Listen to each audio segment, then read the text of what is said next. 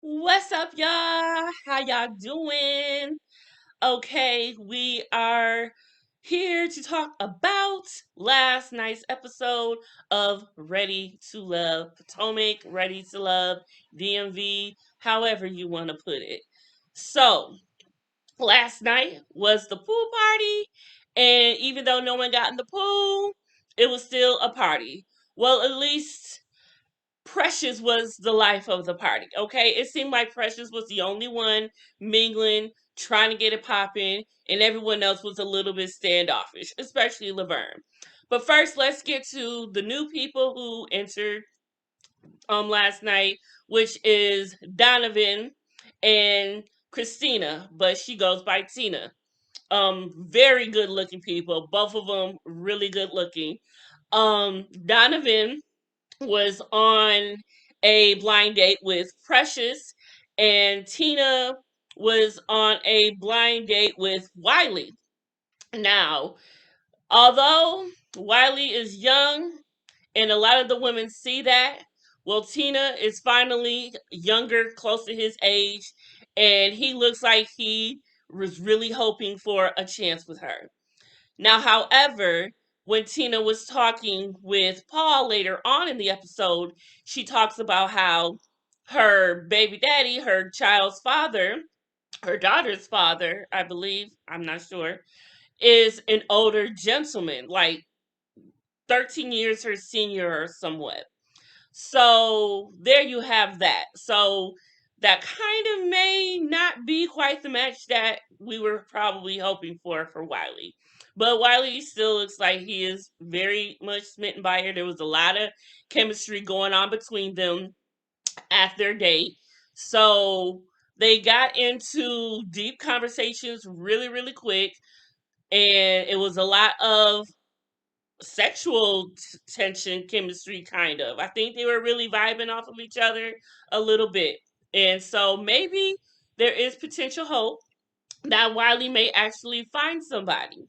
You never know. Now, while their date was going a certain way, which seemed to be going good, it was not going good for Precious and Donovan. Precious came on very, very strong. Now, Precious admitted that she has not had sex in 6 months. And baby girl, it shows because she was throwing out mad innuendos and mad flirty sexual comments, and either Donovan wasn't picking up on it or he wasn't interested in it. Now, in his confessionals, he admitted that possibly that Precious isn't his type of girl, and so I figured that he did catch up on it. He just didn't want to give into it, so to speak, I guess, because he wasn't really feeling her like that. But she was ready to put her mark on him because she said that she was playing with the fact that she said this, but she said something along the lines of he is here and I won't, and basically she wanted him for herself, is like basically wish you didn't have to meet the other women and you could just meet me and we can just do us. But like I said, Donovan was not feeling that. So later on, we get to the pool party, and Tommy comes in doing his two-step, getting his little jam on. I'm like, okay, I see you, Tommy. What you doing? Which was really funny, broke the ice a little bit. Now the men were there first, having a little guys moment or whatnot, and then later the ladies joined in. And not much was really going on at this pool party. The biggest thing, like I said, was Precious. She seemed to be very outgoing at the pool party, talking to everyone, flirting with everyone, giving off mad sexual energy. The only thing is, it was not being received quite well. None of the men that she was giving that off to were biting. And her and Paul had a very good day and a good connection that we saw happening last episode. And she was basically the one who saved him from going home last week, I believe, because she was the only one that was really checking for Paul. Because Paul was checking for Sabrina, and Sabrina was like, you see him, she sees him more as just a friend, mentor, somebody cool, what have you. So that was a no-go. But he did see something in Precious. Precious saw something in him, and it seemed to be a good fit. Now, this episode, it didn't seem to go off that way. My thought is that he was really feeling the new girl, Tina, because they got a chance to talk. And she said to him that he was more her speed as well. So I'm thinking that he probably wants to put his eggs in her basket now. And he's not really trying to check for Precious. And also the fact that Precious was flirting with a lot of the men, which is a pool party. You're supposed to mingle, right? That's what you're supposed to do. But he was not feeling that. Paul is a more reserved type of guy in the cut. I'm sorry, I'm yawning. But he wasn't really feeling how she was portraying herself at the party. So that is what that is. We seen Clifton and Joy connect, of course, because they are the it couple of the season. And I am rooting for them all of the way. Every step of the way. I am here for Clifton and I am here for Joy and I am here for Clifton and Joy together. And they had a really good bonding moment together. They were just uninterrupted, completely uninterrupted by anyone else. And they had a playful moment. They had a calming moment. And their chemistry is just naturally flows. Like it's just calm waters and smooth waves. I can't wait to see how it goes at the end and they choose each other because they have got to choose each other. They are not feeling anyone else the way that they are feeling each other. Now we did see Laverne come and try to get a bite of Joy. They went on a one-on-one date. They did some pottery, which was very kind of sensual a little bit. And you know, Laverne is all about that sensual sexual energy. I'm surprised he didn't ask her to touch his butt. I think he did already before at the bowling alley though, something along those lines. But they had a really good date and they vibe really good together. I know my nails are just hideous. I'm sorry. You'll never see me get them done though. I just don't do that. But anyways, they really did have a good date. They were very playful with each other and she was feeding off of it a little bit. Now, I believe that she's like, "Okay, he cool. I see him." But still, Clifton is and will always be her number one. And that's just how it's laid. Now, when they get to the pool party, you know, Laverne is usually the type, and you've seen him in other settings. He's very outgoing, very talkative, very playful, and he was just not that dude this episode. I don't know what was going on, but a lot of people say he's the type that maybe wanted the girls to come to him, and all of the girls huddled up together. Well, not all of the girls, but Precious, Sabrina, and I think Dakia was there, but they were all talking about the fact that, where has Laverne been? He has not been, talking or checking for them or what have you, and he's just been a little standoffish. God darn it. Oh, I do not know why yeah, I need to start getting more sleep, y'all. I really do.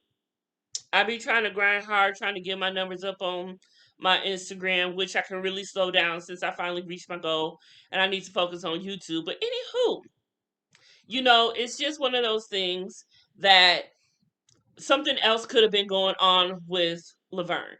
They film for so many hours, and we only get to see 1 hour of 12 up to 16 hours. So it's a lot we don't get to see. So I'm wondering if something happened that he just wasn't feeling it that day. Because, it's not like they're at a resort closed off from the world. They're still living their everyday life, going through the motions of everything else going on in their life, and then coming to film. So hopefully he'll go live and really talk about some of this, because a lot of the times, which I'm so grateful that they do, the cast members go live and they talk about some of the things that to help us figure out, okay, why did this happen, what was going on here, what was going on there, and we're just trying to figure out everything that's going on. So when they go live, they are able to fill in the blanks from what editing took out. No, I'm not crying. I just tear up every time I yawn, and I don't know why, and I hate that. Been like that all my life. So moving on to when, let's see, Eric, the chef who entered the cast last week, he was cooking dinner for everyone, and him and Dakia are really hitting it off. And you know what? That's another one I would be here for. I would be here for Eric and Dakia also. They are really cute together. They had their one-on-one date, their blind date, and it went very well, and it seems to be carrying on just as so. So she was in the kitchen with him while he was cooking, and he was giving off the vibe of, I want you, you the one I want, and I want to see where this could go. You could be my lady type of vibe. And Dakia was really receiving that also. She was here for it. And they were having a good time in their own little world, in their element. Eric cooking, doing his thing, his lab that he calls it. His lab. And I feel you, baby. Get it going. And the kid was just chilling in her pink, outfit, her swimsuit, just having a good time, being cool. Now, Dakia is a really cool chick. Like, she could vibe with any of the men, I believe, in my opinion, except Pio, Paul, whatever. Except him. I don't know. It's just something about Paul that doesn't really mesh well with the women. But I do see him in Precious. That they could, but it doesn't look like that's gonna go. But anywho, back to Takia and Eric. So while they are having their good time by themselves, feeling each other, having their moment, here comes Carmen. And Carmen is here for it all on being that girl. Now, Eric let it be known in a confession that him and Carmen know each other. Um, he's, I believe, cooked for her back in the day or something on those lines. So they do have a business relationship, so to speak. And I guess there was some bit of little chemistry back in the day, but it just didn't go any further. Now, from how he put it, I believe that something could have happened, but he just didn't want to put that really out there. But by the way he was vibing, I vibe that they possibly could have went there, and they just never continued on with it or what have you. And so here Carmen comes in. He's like, "Oh, I know you. We had our thing back in the day. Let's see if we can really get something popping off that we didn't get to, back then or whatnot." And so Carmen comes off like she is that girl. She often compares herself to the women as far as just saying little things. There are some things Carmen says, I'm like, oh, Carmen, baby girl, why did you say that? But that's her, so she's being real, what have you. I did Carmen. She's a lovely lady, especially on her live. She is really cool. But she do be saying some things in the confessional, like, gives me the side eye a little bit. But the producers will ask you things in one certain way to get you to say something, and they can just edit that shit together. That's what I'm thinking is going on, because I know she can't possibly just keep saying shit like this, and that's how it's really popping off. So at that point, she, like I said, she comes in being all into him, grabbing on him, got the girls up and out. The tatas is just chilling. And the kids look like, okay, here comes this woman interrupted my flow with my future man, basically. And she was very classy about it. She was just like, you know what, you can come find me later. And she leaves him with Carmen. And at that point, Carmen is coming off strong. I mean, strong. Not strong, but strong. And she is asking him questions like, who's your girl, who's your number one type of deal, and is what's gonna be up with me and you. And he's like, you my number one. Now, the way that he said that, first of all, it gave me energy. Like, he didn't want to say that, but he didn't want to piss her off or take Carmen to that level, because it looks like Carmen can get to a certain level. Carmen comes off as someone who can be very and when she gets upset. Like, you don't want to try a girl like that. You want to stay in your lane because you ain't trying to have her popping off because it ain't pretty. So I feel that that's where that was coming from, because although he said what he said to the Kia, she left and he says this to Carmen. But however, when they were when the men were in deliberations and everything, he brung up the Kia. He didn't bring up the fact that is his number one. He said that he vibes with the Kia. So I think that speaks for itself. That I think he just said what he said to Carmen simply because she had asked him and he didn't want it to be weird. And he probably didn't want to mess up that thing that they had going, a business relationship. So he was trying to be professional in the best way he could when she was on another level.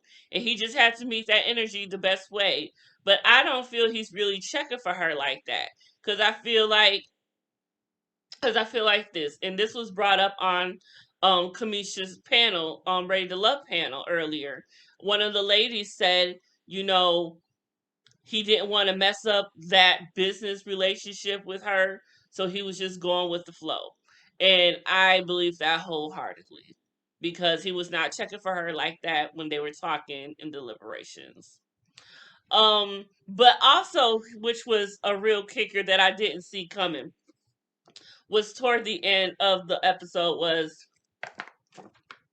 Dakia and Wiley. They were holding hands.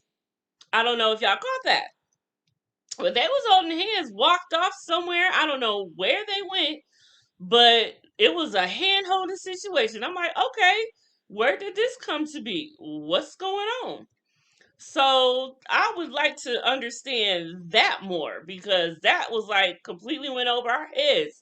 We didn't get to know what that was all about. Now, in deliberations, back to deliberations, it seems like all of the men had two women that they were interested in. And of course, it overlapped. And what was really funny was when Laverne said that Joy was one of his picks, and he said, yo, that's me. And from what I thought he meant, yo, that could be me, that could be my girl. But again, one of the I think it was Stacy on the panel said that he could have just been saying it of the lines as, that's me, or I see me in her, we're the same. Either way, Clifton was not feeling that, because you see him in his confessional talking about, what you talking about? That's you, brother. That's me. That's me. Now, the Miss Demeter Joe was on the panel. She's one of the mentees, and she brung up the fact that they actually did have to stop production in order to get Clifton together, because he did have a real bad major reaction to the cocoa and the shrimp that he ate, or whatever it was that he was eating. So, they had to have their day postponed. So to see them get back to each other, this pool party was just beautiful. And that's why I said, if a whole allergic reaction don't stop him, then they meant to be. And that's simply how I see it. Now, Miss AP, she is at the bottom with Precious. They left us on a cliffhanger.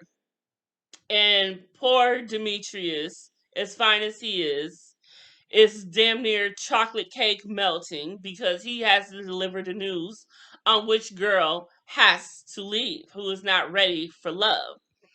And so it left us on a cliffhanger. He didn't even get a chance to say it. So next episode, we will see who leaves. Now, also next episode, honey, it goes down because Laverne. Now he may have been absent this episode, but it looked like he kicks into high gear next episode. He brings on the truth or dare game. He says that I want to play truth or dare, and I am guessing they are going to play from what they show. And you see a couple of things happening. Now, you also see a clip of Tori and Sabrina having a conversation. Now, Tori and Sabrina had a moment at the pool party. He brought her cupcakes. Very, very sweet. Very nice. And she was really, she received that wholeheartedly. And it was a nice moment between them two. However, she is asked to kiss the person that she is feeling the most, and I believe she goes and kisses Demetrius. I believe that because I know that Joy was asked kiss your top one, and she runs to Clifton like she didn't even have to say no ifs, ands, or buts about it. Clifton was her number one, and I love that. But yes, so Sabrina was asked the same question, I believe, and she goes and kisses Demetrius. And that kind of bumped out Tori. And so you see him having a conversation with her, like, you gotta pick, who do you want, who are you really siding with, who is your number one, what have you. And they don't show what her answer is to that question. So that remains to be seen on the next episode.